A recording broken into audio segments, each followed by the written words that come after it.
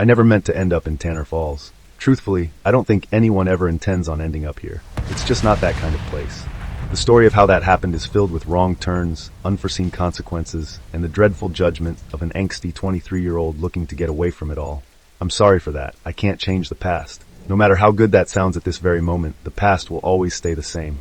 That's what Dad used to say. Anyway, my parents passed away in a car accident on June 1st, 2009. We had plans to go to the local beaches that morning. It was a hot, humid summer day in New Jersey. The forecast promised a top 100 degrees. Dad argues with Mom about picking up bagels before our trip. It was their Sunday morning tradition, but Dad knew that there would be traffic. He knew the tourist idiots, as he called them, would be spitting down the roads at all speeds. Those clowns never respected the locals. He said they never understood the stress their presence brought every year. It was almost like he knew what would happen.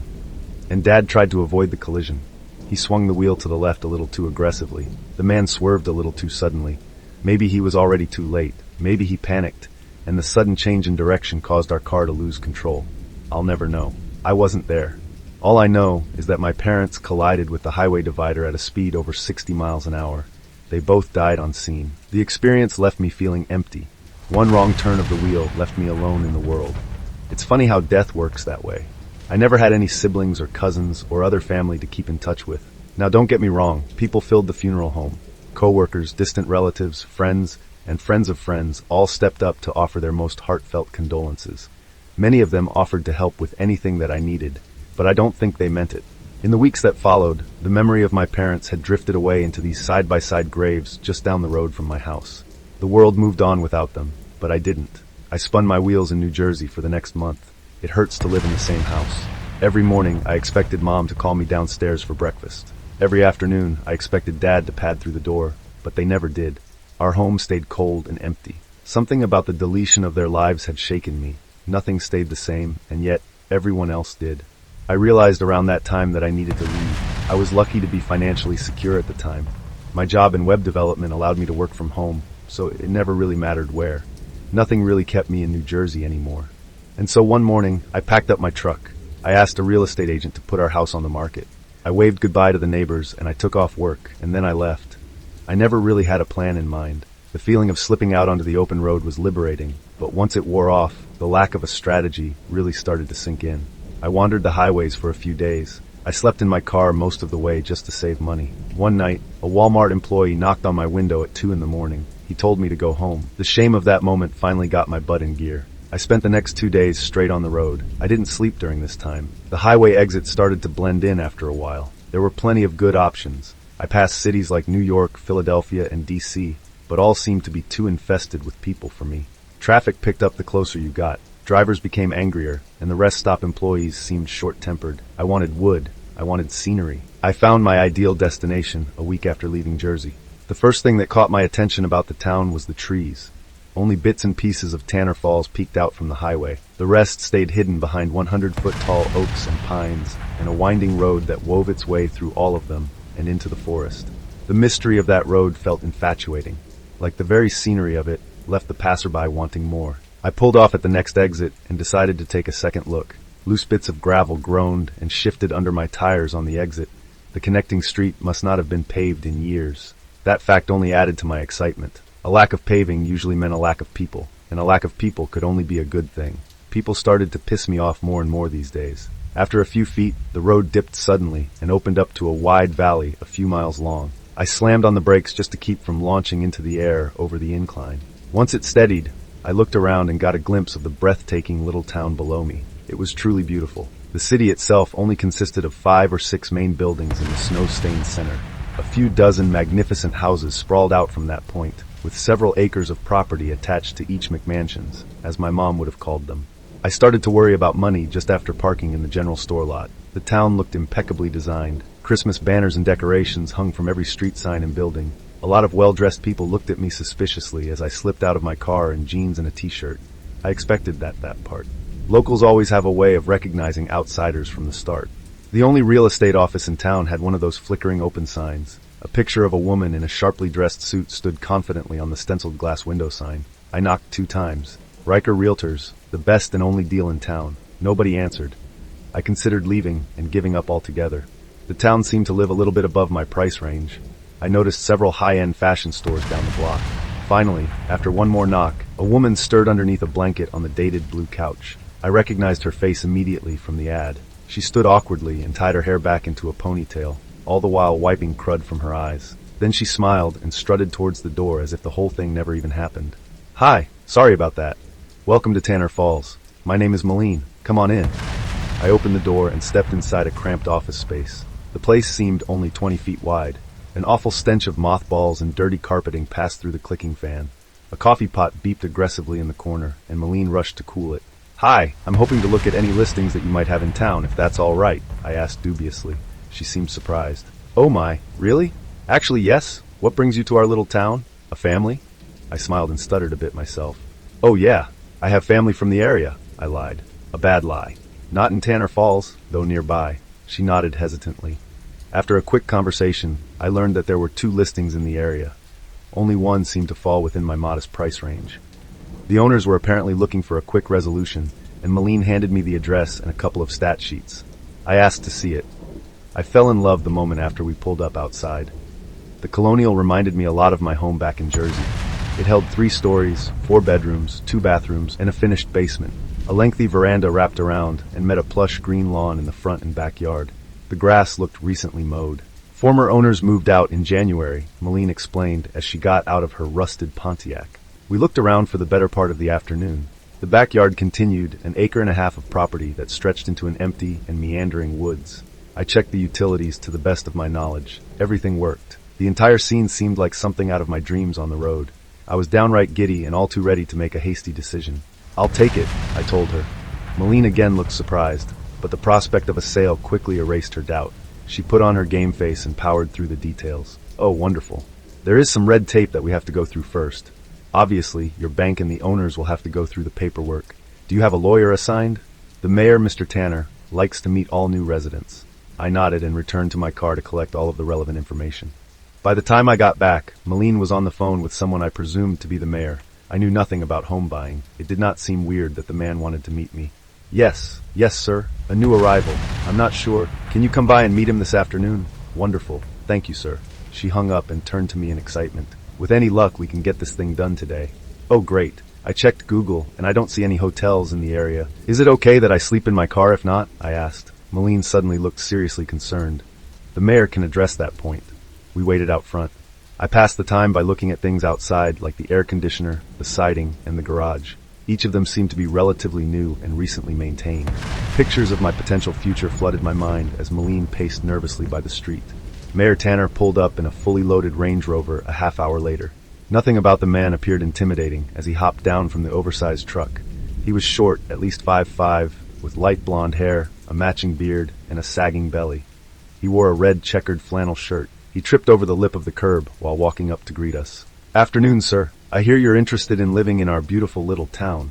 We talked briefly about the neighborhood, nearby essentials, and activities. The lawyers promised to be done with the deal within the week.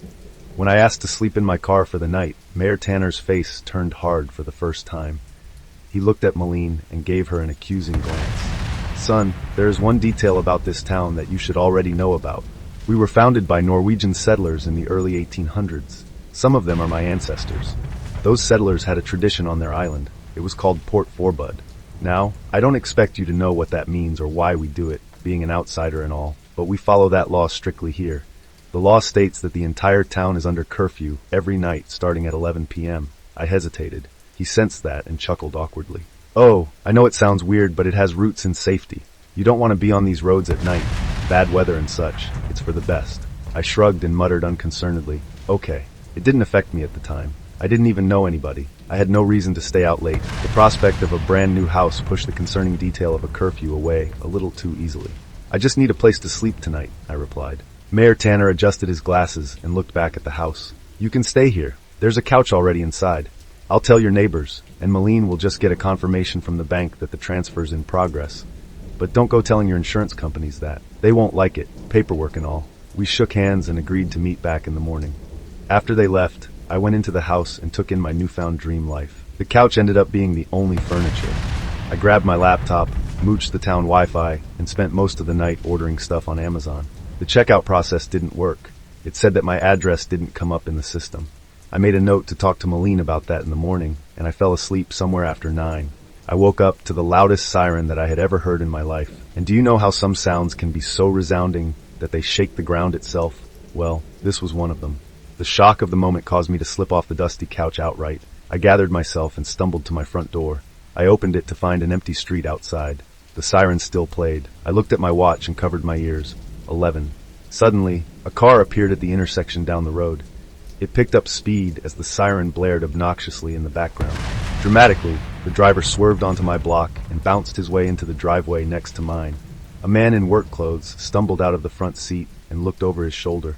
Then he ran to the front door of his house and shut it behind him. I was left alone with the empty night and the last few remaining blares of the alarm. It stopped at 11:02. I went inside and tried to go back to sleep. Regret started to file in.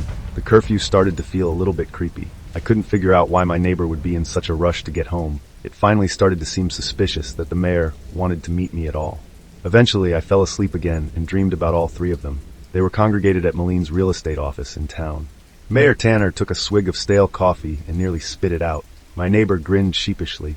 They were laughing at someone. It had to be me. I woke up again at 4 a.m. to whistling. I cursed aloud and wondered what the heck could be happening now. The sound seemed out of place. My hollow home remained quiet and empty in the drizzly night. I checked my laptop and my phone and the basement to make sure that all the lights were turned off. They were. The storm continued to sway pine trees and cause chaos. But underneath it all, I still heard whistling. It was bizarre. I turned my attention outside and looked out the bay window. Someone was standing in the street. The weather made it difficult to see things clearly. From my perspective, the man had to be at least 7 feet tall. He walked and whistled gently in the rain as if it were a sunny day. I couldn't see the features on his face or the color of his clothes, but the whistling repeated the same sad, oddly pitched tune, up, up, down, down, down, up. I thought about opening the door. I thought about picking up my dusty rotary phone and calling the police or my realtor or the mayor, anyone who would answer. The presence of the man freaked me out, especially after hearing about the curfew. Before I could do anything, a scream reverberated somewhere down the street. The tall man seemed excited by the sound. He stopped whistling at once. He cocked his head to the left and listened for a moment, and then in a flash of motion, he dropped to all fours and started to sprint. His hands pawed the gravel in front of him animalistically as he dashed outside of my line of vision. A second scream shattered the night. I rushed to an adjacent window in the house. The high-pitched tone implied a woman's voice, but it was impossible to see her. Rain clouds covered the dark night, and a massive pine on the neighbor's front lawn obscured my view. Halfway through the woman's scream came a horrific roar. Her tone dissipated and drowned out as a quiet gurgling sound passed through my cracked windows. The night grew quiet again. I sat frozen inside, and then somebody started to whistle again. I spent my first night in Tanner Falls hiding in the bathroom with the door locked. It was not a good look when the mayor knocked at 7 the next morning. He found me sweaty, sleep-deprived, and ranting about a murderer in the streets out past curfew. Slow down, slow down. Mayor Tanner repeated that same phrase a dozen times. Eventually, it got so annoying that I shouted it in his face to shut the heck up and listen to me. After a pause, I felt bad for the aggression and tried to explain my experience in a more reasonable tone. Look, I know what I saw last night. A woman was screaming in the streets. I think someone killed her. I saw a man out there, a very tall man. He was whistling. Mayor Tanner started seriously through the drifting snow on my porch. The temperature dropped overnight. The mayor wore a button-down shirt and khakis now, a vast difference from the casual clothes from yesterday. The charm from our first encounter quickly wore off as he shifted his weight and tried to look intimidating. I am listening, but don't raise your voice to me again, boy. His change in tone made me shiver. He still didn't look intimidating, but something in his voice had meant business. I apologize. I don't feel safe here. I want to avoid the sale. The mayor offered a polite smile and pushed his way into my house. Well, I came by to tell you that the purchase went through. We rushed everything like you asked. Your agent offered the list price, so no pushback from the seller's side. No pushback from our side, obviously. Everything's done, son. You are now a homeowner. That fact hit me like a lead weight. There has to be some way to stop it. He interrupted me before I could finish. Well, I can't help you with that. I just came here to tell you what I told you. Talk to your bank. Talk to your real estate agent. Maybe they can resolve it. The mayor looked around the house nostalgically. As for what you witnessed last night, please talk to my brother, Sheriff Tanner. He will want to hear about it. It was my turn to stare as I took in the onslaught of information. Some of it made sense. I hoped that my bank could still cancel the transaction. I think the mayor tried to appear less crazy. I was just a kid after all. I thought the problem could still be solved. Yeah, thank you for coming by, I said awkwardly as Mayor Tanner made his way back towards the door. By the way, I had some trouble ordering things online. Oh, we have a P.O. box. Check with your neighbors and introduce yourself. You're a part of this community now. The moment Mayor Tanner hopped into his Range Rover, I pulled out my cell phone and tried to call the bank, but there was no signal. I tried the rotary phone in the house and found it to be dead as well. I rushed outside to find the mirror gone, and 6 inches of snow stacked up on my driveway. I tried to fiddle with the wires for a little while. I checked my laptop, but no luck. I decided to check if the neighbors had a signal before trying to get to the sheriff's station. The man who nearly missed curfew the previous night was outside shoveling snow from his driveway. I called out to him from the porch while shivering like an idiot in basketball shorts. "Hey, neighbor. Nice to meet you." The man waved enthusiastically back. He wore a parka and an oversized beanie. I could tell that he had to be in his 60s. I shuffled through the slush on my sidewalk and cursed myself for not having smarter clothes. As I approached their house, I asked, "Hey, did you hear anything strange last night?" through cupped hands. My neighbor stared at me and shook his head. "God, sorry I'm so rude. My name is Matt, and I just bought the house next door." The man smiled this time. He had light skin with bits of curly brown hair sticking out from underneath his hood. Those curls shook aggressively when he shook my hand. "Matt, nice to meet you. I'm John. My wife inside is Karen, and my daughter is Isabelle. You're probably worried about the cell service, huh?" "Yeah, you and my girls both." I laughed and relaxed a bit. John chucked his shovel and invited me inside for breakfast. Their house looked a lot like mine, but clearly furnished by somebody with a lot better taste than my dream dorm-style room. I met the missus in the kitchen and found her to be around the same age as her husband. John cooked up some delicious eggs and bacon while Karen asked about my family and life back home. I told her the whole story, my parents, the trip, the things that I saw last night. I didn't leave out a single detail. The panic from my experiences had still not worn off. About halfway through, a teenage girl with blonde hair walked into the kitchen and slightly slid into an empty seat at the table. When I finished talking, she introduced herself as Isabelle. "You know that Port Forbud only became mandatory a week ago." John smashed his spatula against the counter softly. "Izzy, shut up now." Isabelle snorted and continued, "Or what? They'll hear us. He deserves to know." John turned back to his eggs and muttered something under his breath. "It's like you said, we were founded by Norwegian settlers. Those settlers preferred having a curfew, but there was never anybody around to enforce it. People came and went in the night as they pleased." I nodded and took a sip of my coffee while Karen picked nervously at her nails. "So what changed?" Isabelle leaned over the table and stared at me intently. She had beautiful bright blue eyes that stuck out against her white tank top and shorts. "Oh, Mayor Tanner's daughter got in a car accident on the highway. The curfew has been mandatory ever since." John moved to quiet his daughter again, but before he could, a familiar alarm started to blare in the snow-swept streets. No, it's still morning. Why would they do it now? Why now?" John muttered angrily to himself as he checked all of the door locks in a hurry. Karen squeezed her glass so hard that it shattered. "What does that mean? Does that mean curfew is ending? Maybe I should get back to my house," I started. "The alarm only sounds when Port Forbud has begun," Isabelle finished. "There is no time. You have to stay here," John insisted as he grabbed an unseen shotgun from behind the electrical fireplace. Panic seemed to encircle the room as Karen began to weep on the inner chair. I reached out an awkward hand to console her, only to have it slapped away. "Don't touch me," she spat. "Whoa, what is happening?" I asked. Isabelle ran over to us and tried to calm her mother down. Karen shoved her away too. She walked over to a couch in the living room and laid down. John stayed perched by the window with his gun. We all stayed quiet as the alarm finished its round, and then somebody started to whistle. "There is one more thing you need to know." Isabelle grabbed my shoulder and whispered nervously. Screams started to fill the streets.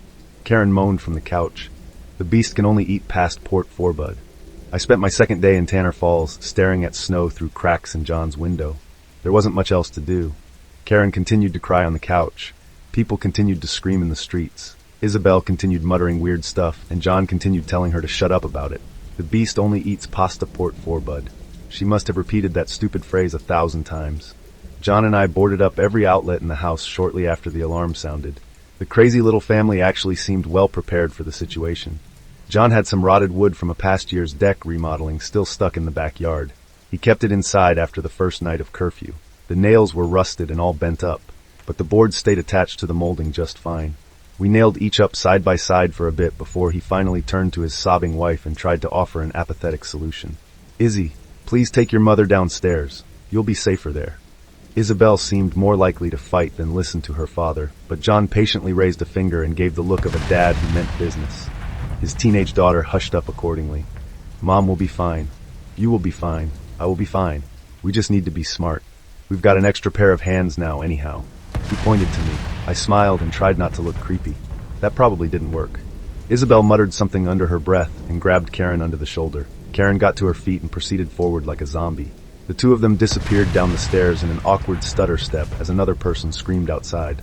John winced. Once they disappeared, he grabbed me by the shoulder and led me to a plush red love seat by the living room window. "I'm sorry, kid. Truly, I wanted to ease you into this." I tried to keep my voice down, but the growing panic of the last few moments finally needed to be released. I just so happened to be in front of the only person that seemed trustworthy in a week. Ease me into what? What is going on here, John? Who's screaming? My new neighbor shifted uncomfortably and stared at me for a moment like he was evaluating my trustworthiness. Then he looked back outside through a crack in the boards and spoke in a quiet tone. "You know, Karen says that she recognizes them sometimes." He paused and looked back at me with a forced grin. Something about the awkwardness of it made me uncomfortable. "The screams, I mean, of course." "John," I started.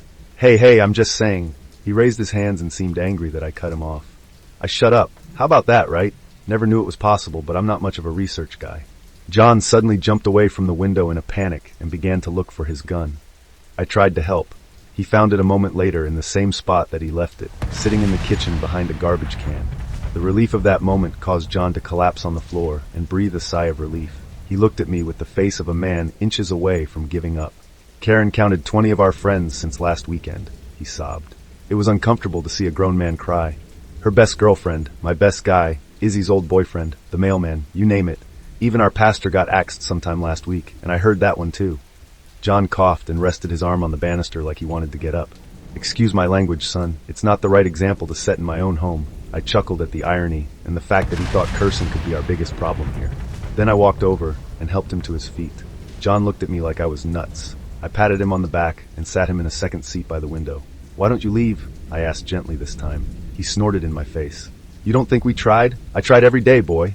By the time I get close to the highway, that buzzer sound goes off like a bat out of hell. Last night? Yeah, exactly. You caught me flying by the seat of my pants just to get back. I thought there was enough time. My watch said 6 when I left. But how can that be? You're right next to the freeway. It's only 5 minutes away.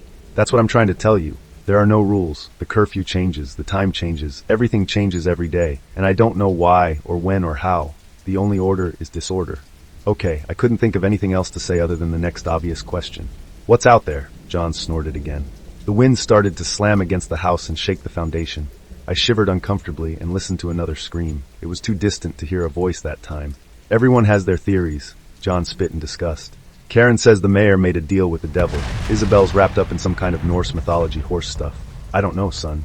He got back to his feet and shuffled over to a loose board. "All I know is that this house needs to be protected from whatever the heck is out there." I agreed, and so I spent all of the morning with my eyes on the snow. John drifted in and out of sleep in his overstuffed chair. The girl snored from downstairs. I never heard the siren again, but the screams started to dissipate sometime around 4 in the afternoon. I took the opportunity to look around. Memories of Tanner Falls flooded the family's walls. Each alcove seemed dedicated to dozens of pictures, from fishing trips to swimming at the lake to bake sales. I recognized my real estate agent Malene posted next to Karen in one of them. Another gave special focus to a deli on Main Street named Jolano's. Mayor Tanner posed in front of that one with a jovial smile twisting his jaws and awkward arm around John. A third photo showed the house in a tinted sepia tone. Sometime after 6 p.m., my own lack of sleep had started to kick in. I stared through my crack in the windows at the unending drifts of white snow for hours, but nobody seemed to show. I fell asleep listening to the gusts of wind and wondered whether it must just be other families trying to escape their homes. It was stupid to let my guard down, and I know that now, but I trusted them, and it didn't matter how. I woke up hours later to an earth-shattering roar from somewhere outside. The sound made me sit up quickly. I smacked my head on a floorboard in surprise. From that fact alone, the beast had to be close. I listened intently, and after a moment, a woman screamed. That part almost felt routine, but this time I recognized her tone. It had to be Malene. I got up from my seat and looked around the room as claws clicked across the street outside. John was missing, but Isabelle sat in a spot. She had posed with her arms over her ears. She saw me and mumbled something that was hard to hear. I stopped and tried to listen for a moment, but there was no need. Eventually, Isabelle got louder to the point where she stood on the couch and screamed the words to the empty room like a bratty child. And then she laughed. She tried to make a song out of her little phrase. She even danced to it. All the while, an all-too-familiar gurgling and an all-too-familiar whistle filled Tanner Falls with fear. Fenner is here, Fenner is here, Fenner is here. I spent my final night in Tanner Falls trying to pull sense out of my delirious neighbor. It did not go well. Eventually, she stopped screaming. Eventually, I convinced her to get down from the couch. But the cacophony of whistling and clicking claws in her front yard probably had a lot more to do with that than me. Hey, calm down. Calm down, please. You have to tell me what's going on. Who is Fenner? Who is here? Please, Isabelle. I don't know what any of this means, and I think they're looking for you and me. That last part was not just a blind threat. I could hear the man's boots from somewhere near the driveway. I recognized the rhythm of his weird little song from earlier. Down, down, up, up, up, down.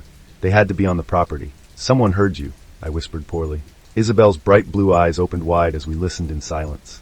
After a moment, she mouthed and pointed, upstairs. And so I followed. We tried to quiet our footsteps on the carpeted staircase, but the old wood creaked and groaned uncomfortably on the final ledge.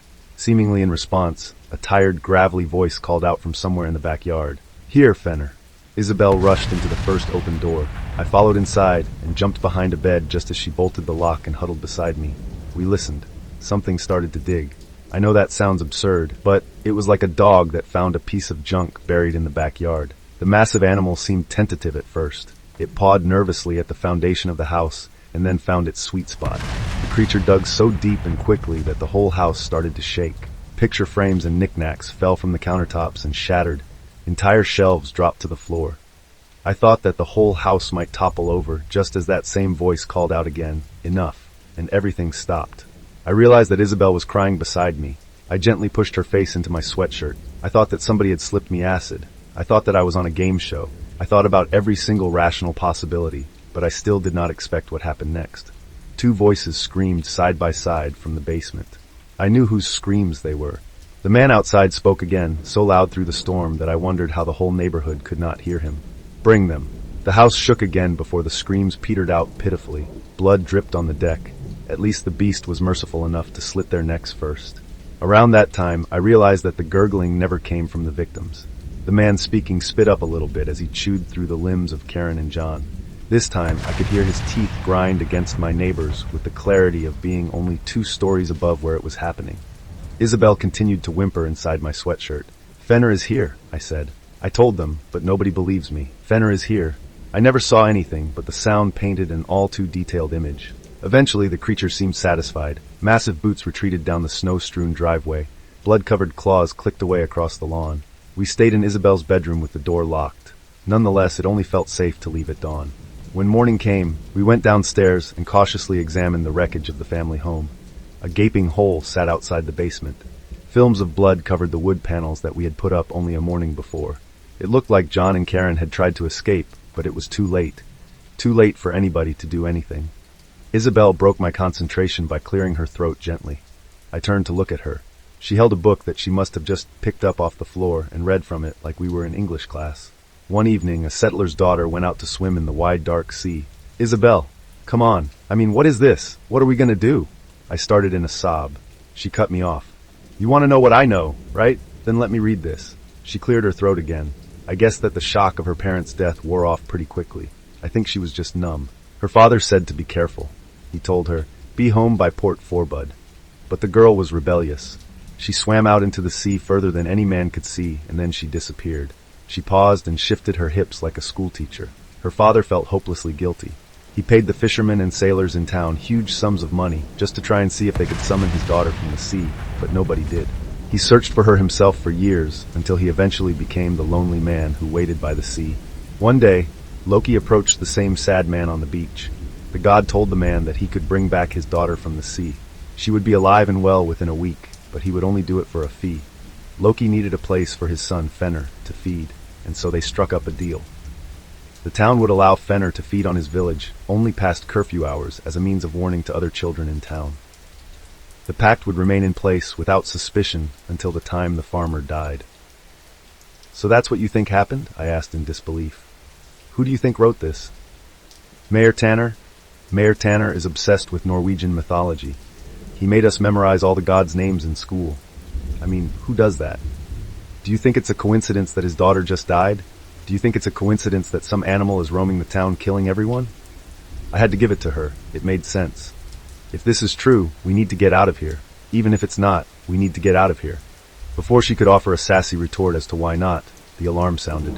Shock sent me to the floor as Isabelle stood calmly at the window and tried to look outside. Go. Go now. Good enough for me.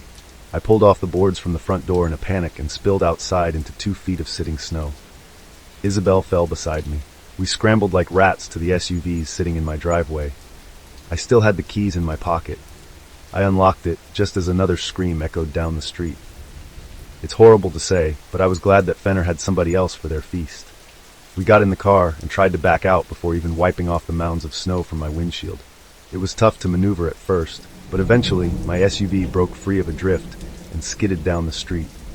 Once I felt confident enough that the 4-wheel drive found a groove, I pushed the speed up to 20 and then to 40. I tried to focus on the road while Isabelle focused on the street. Halfway through our drive to the highway, she screamed. I only got a glimpse of the beast from the rear view, and I could only see pieces of its fur as the entirety of the shape took up more than my small little mirror could offer.